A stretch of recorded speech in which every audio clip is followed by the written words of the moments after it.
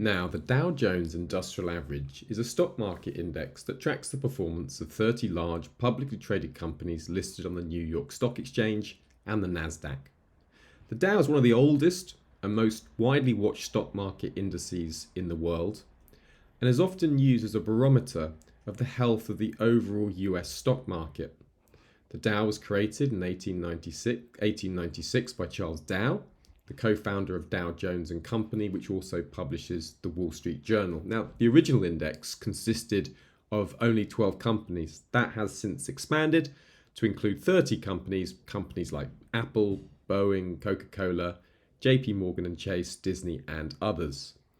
Now, with uncertainty surrounding the path of US interest rates, US traders took US stocks higher initially yesterday, with the headline CPI print coming in below expectations at 4.9%. You can see the headline here.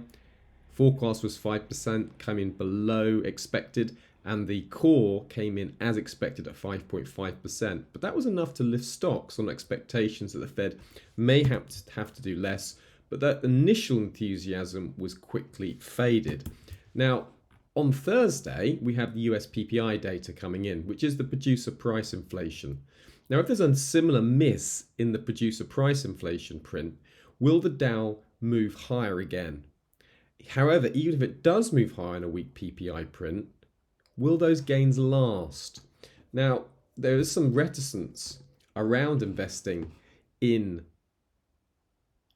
US stocks around the summer months because of the weakness that the seasonals tend to show in US indices.